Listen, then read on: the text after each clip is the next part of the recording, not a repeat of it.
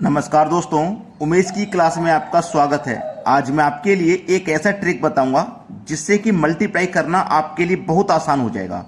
Trick यहाँ पे लिखी हुई है, दो संख्या का मल्टीप्लाई आपको दो संख्या से करना है। दो संख्या का मल्टीप्लाई दो संख्या से। तो ट्रिक है, सबसे पहले पीछे वाली संख्याओं को आपस में मल्टीप्लाई करोगे ऐसे। ये पहला स्टेप है। ये दूसरा स्टेप है, क्रॉस मल्टीप्लाई करोगे और सबको जोड़ के लिखोगे। फिर ये तीसरा स्टेप है, आंसर आ जाएगा। आपने बेसिक तरीका बहुत इस्तेमाल कर लिया, अब ट्रिक सीखिए। पहला स्टेप ये वाला देखो, 5 छिक्के 30, 30 का 0 हासिल लगे 3। हासिल को अपने मन में रखना है। अब ये दूसरा स्टेप है, ऐसे क्रॉस मल्टीप्लाई। तो 5 दूनी का 10 और 4 छिंग 24। 10 और 24 कितने हो गए? 34। और हासिल का था 3, तो 34 में 3 जोड़ दो 37। 37 का 7, हासिल का फिर से 3 आ जाएगा।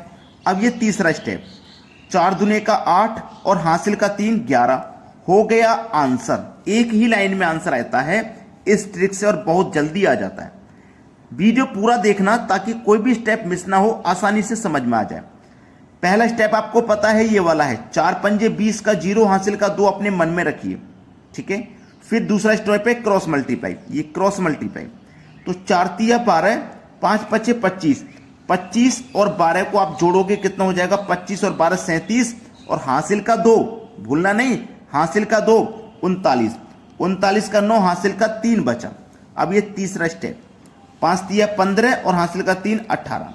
ये आपका आंसर आ गया, ठीक है।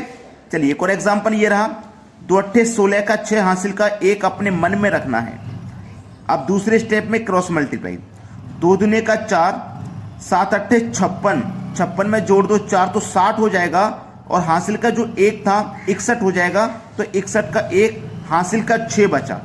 अब तीसरा स्टेप ये रहा, यानी कि 7 दूने का 14 और हासिल का जो 6 है उसे लिखिए। 14 में 6 जोड़ दीजिए 20। ये आपका आंसर हो जाएगा। समझ में आ गया है? चलिए एक और एग्जांपल है यहाँ पे, 2 तिया 6, 6 का 6 लिख दीजिए, कोई हासिल नहीं है इस बार। अब यहाँ पे क्रॉस मल्टीप्लाई है, 2 तिया 6 और 6 तिया 18। 6 और 18 24 हो जाएगा, तो 24 का 4 हासिल लगे 2। 2 हासिल का अपने मन में रखिए। ये क्या है? तीसरा स्टेप। तो 6 तिया 18 और हासिल का 2 कितना हो जाएगा? 20। ये आपका आंसर हो जाएगा। आंसर हुआ। चलिए एक और एग्जांपल है यहाँ पे, पीछे वाली संख्याओं का मल्टीप्लाई। पहला स्टेप, 2 तिया 6, कोई हासिल का नहीं है, केवल 6 लिख दीजिए। फिर क्रॉस मल्टीप्लाई इस तरीके से, 2 सत्ते 14 और 9 तिया 27। 27 में 14 जोड़ोगे तो 41 हो जाएगा। 41 का 1, हासिल के 4 अपने मन में रखिए। अब ये तीसरा स्टेप, 9 सत्ते 56, ठीक है। 9 सत्ते 56, हासिल का कितना था? 4। तो 9 सत्ते 56, 56 में जोड़ेंगे आप 4 तो कितना हो जाएगा? 60। ये हो जाएगा आपका प्रश्न का आंसर। चलिए एक और एग्जांपल है यहाँ पे, 8 छिंग 48 का 8 हासिल के बच्चे 4 अपने मन में रखिए। हासिल का अपने मन में रखिए। अब ये दूसरा स्टेप आ गया इस तरीके से, 8 सत्ते 56 और 5 छिक्के 30। तो 56 में जोड़ना 30, तो 56 में पहले 10 जोड़िए 66, फिर 10 जोड़िए 76, फिर 10 जोड़िए 86 हो गया।